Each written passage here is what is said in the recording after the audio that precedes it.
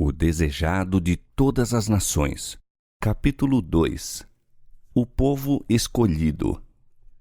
Por mais de 1000 anos, aguardara o povo judeu a vinda do Salvador. Nesse acontecimento, fundamentara suas mais gloriosas esperanças.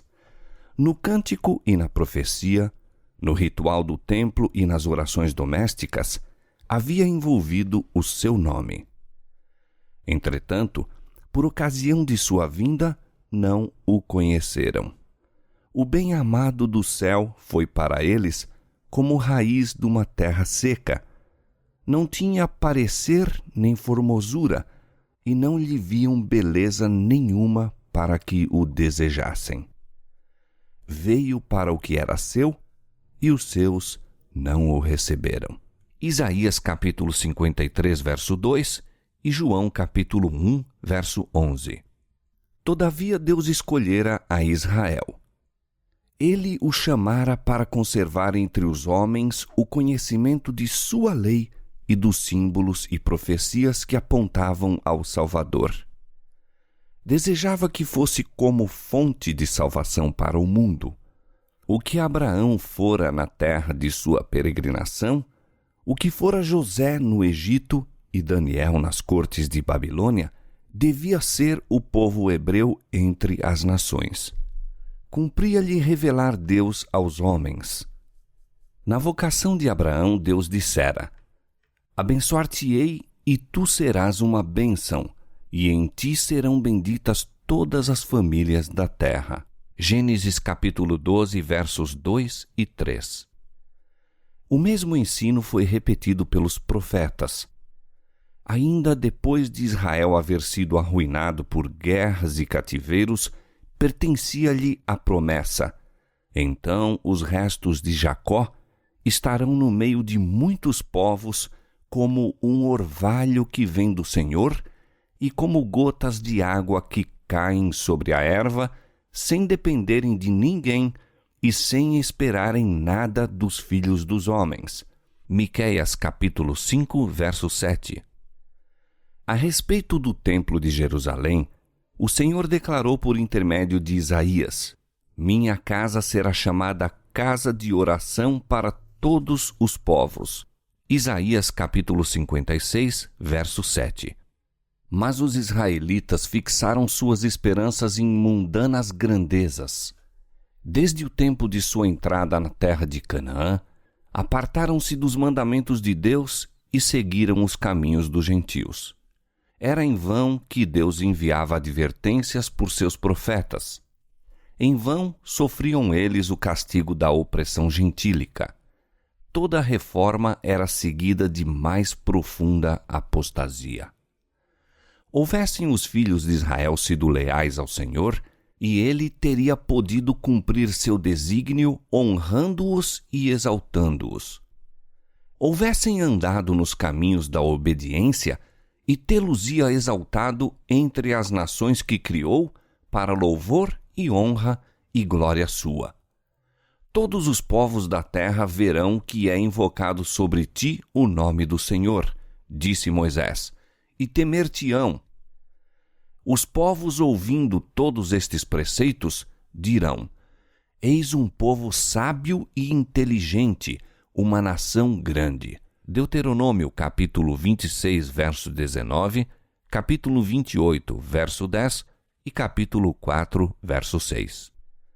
Devido à sua infidelidade, porém, o desígnio de Deus só pôde ser executado através de contínua adversidade e humilhação.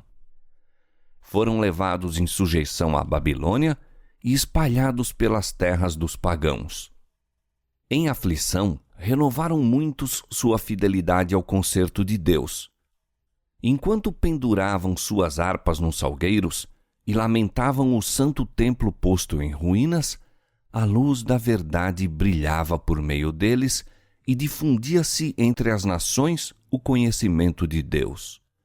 O pagânico sistema de sacrifícios era uma perversão do sistema que Deus indicara, e muitos dos sinceros observadores dos ritos pagãos aprenderam dos hebreus o significado do serviço divinamente ordenado apoderando-se com fé da promessa do Redentor. Muitos dos exilados sofreram perseguição.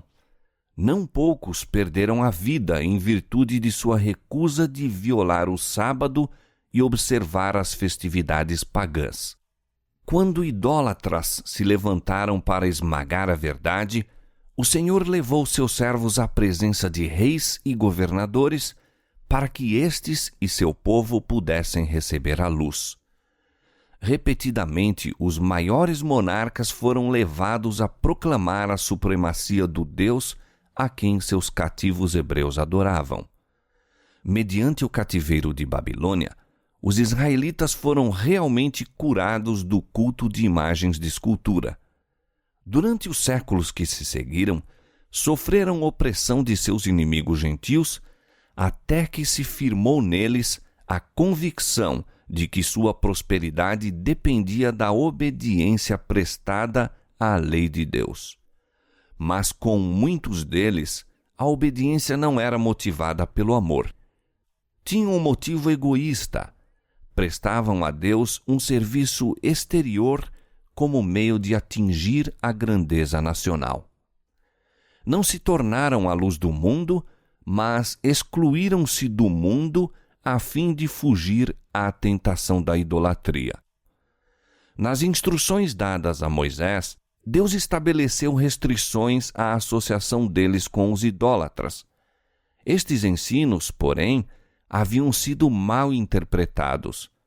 Visavam preservá-los contra as práticas dos gentios, mas foram usados para estabelecer uma parede de separação entre Israel e todas as outras nações. Os judeus consideravam Jerusalém como seu céu e tinham reais ciúmes de que Deus mostrasse misericórdia aos gentios. Depois da volta de Babilônia, foi dispensada muita atenção ao ensino religioso. Ergueram-se por todo o país sinagogas, nas quais a lei era exposta pelos sacerdotes e escribas. E estabeleceram-se escolas que, ao par das artes e ciências, professavam ensinar os princípios da justiça.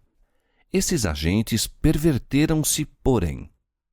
Durante o cativeiro, muitos do povo haviam adquirido ideias e costumes pagãos, os quais foram introduzidos em seu serviço religioso.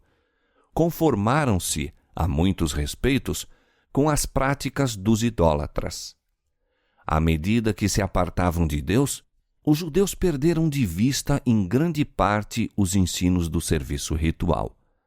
Esse serviço fora instituído pelo próprio Cristo.